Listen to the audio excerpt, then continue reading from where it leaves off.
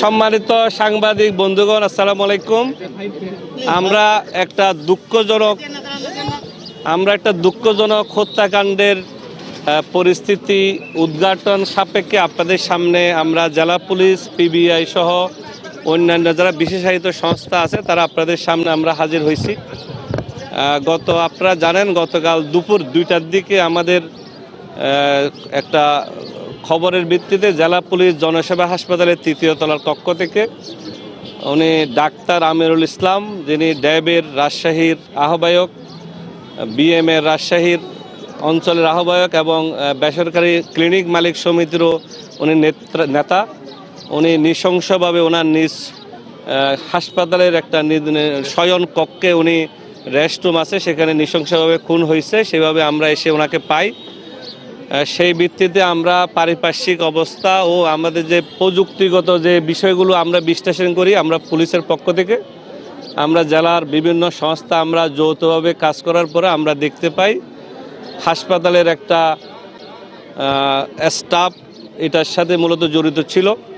আমরা সন্দেহভাজন আমরা কয়েকজনকে আমাদের হেফাজতে নিয়ে দীর্ঘ রাত তাদেরকে আমরা জিজ্ঞাসাবাদ শেষে ভোর রাতে অলমোস্ট ভোর 4টার দিকে আমরা যে মূল যিনি ক্রিমিনাল তার নাম হচ্ছে আসাদুল মিয়া আসাদ, উনি হচ্ছে বাড়ির দুনটে।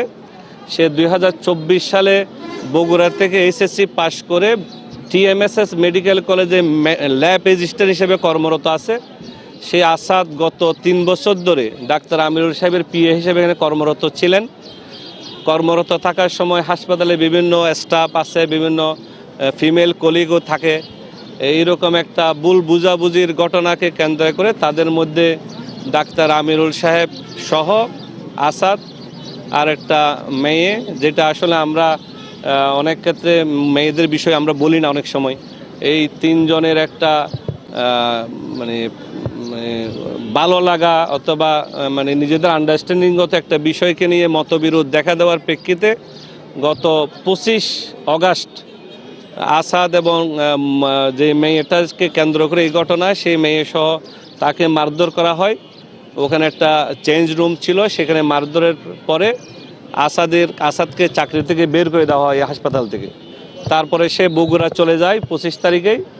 বগুড়া যাওয়ার পর তার মধ্যে একটা প্রতিহিংসা কাজ করে, তার মধ্যে একটা ডাক্তার আমিরুল সাহেবের কোনো বিষয় নিয়ে তার মধ্যে একটা ক্ষোভ কাজ করে। সেই ক্ষোভের অংশ হিসেবে সে বগুড়া থেকে একটা বোরকা কিনে 1300 টাকা দিয়ে একটা দোকান থেকে, এবং 2টা ছুরি কিনে।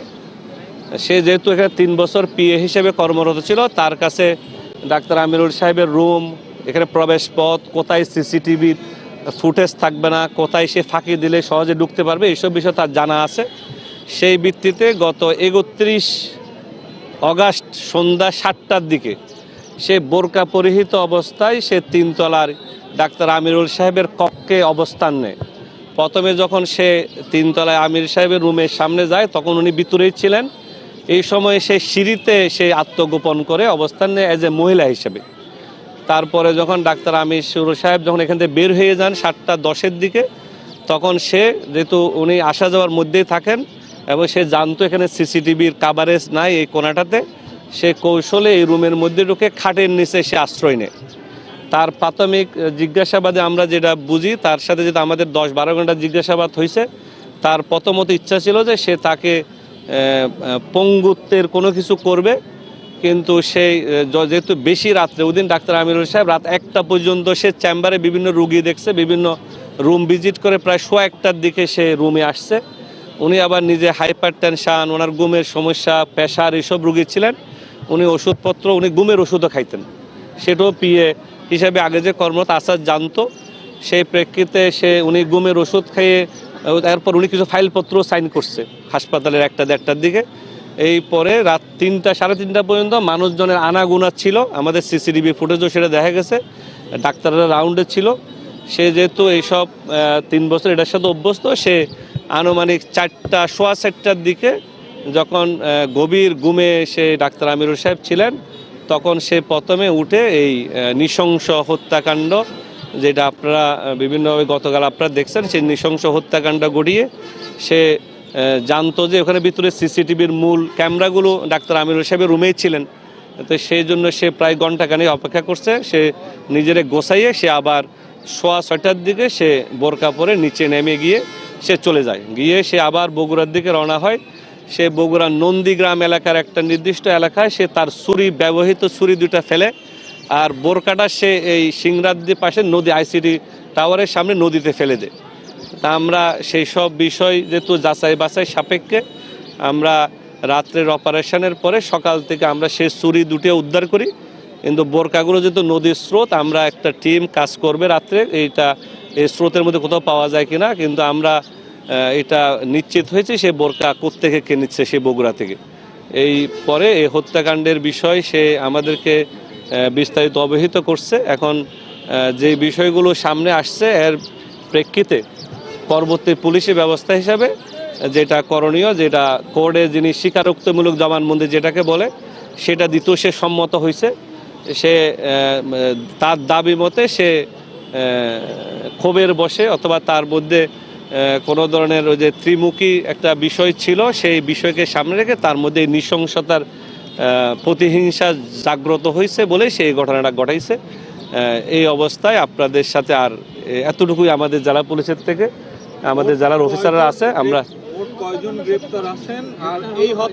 আমরা গ্রেপ্তার একজনই, এখন আমরা একজনকে গ্রেপ্তার দেখাচ্ছি ফরমালি। বাকিদের সম্পৃক্ততা, বাকি কেউর কোনো উস্কানি, বাকি কেউর সম্পৃক্ততা ছিল কিনা সেটা প্রমাণ সাপেক্ষে বাকি যারা হেফাজতে আছে তাদেরকে অ্যারেস্ট দেখানো হবে। এই শহর থেকেই, এই নাটোর শহরেই ছিল, নাটোর শহর থেকে ধরা হয়েছে। যে মেয়ের কথাটা বলা হচ্ছে সেই মেয়েকে কি আটক দেখিয়েছে? সেই মেয়েকে আমাদের হেফাজতে আছে। যে মেয়েকে আসাদের সম্পর্ক ছিল, আসাদ তাকে বিয়ে করার কথা ছিল, সে তার আরেকটা মানে সে একটা আগে বিয়ে করছিল, ডিভোর্স শেষ হয় নাই, এই জন্য সে বিয়ে করতে পারে নাই। এবং সে বেসিক্যালি আমরা এইভাবে বলছিলাম যে আসলে সে যেহেতু 25 তারিখ ঘটনা, তাহলে এই মেয়েও চলে গেল না কেন, সে চাইছে যে আসলে সে কয়েকদিন পরে নিয়ে যাবে, যেহেতু চাকরি বাড়া সারা করবে কি, সে চাকরি করতেছে করুক, তারপর তাকে নিয়ে যাবে।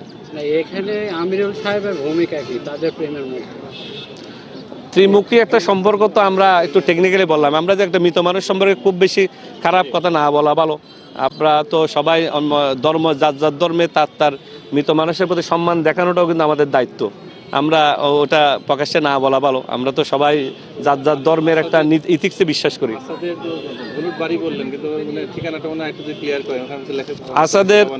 আসাদের বাড়ি হচ্ছে পিতার নাম ইলিয়াস আকন্দ, সাং হচ্ছে এলাস ফকির পার, থানা দুনট, জেলা বগুড়া।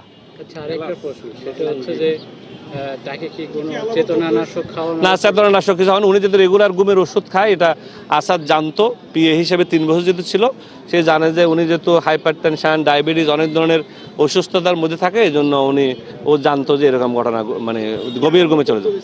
জি।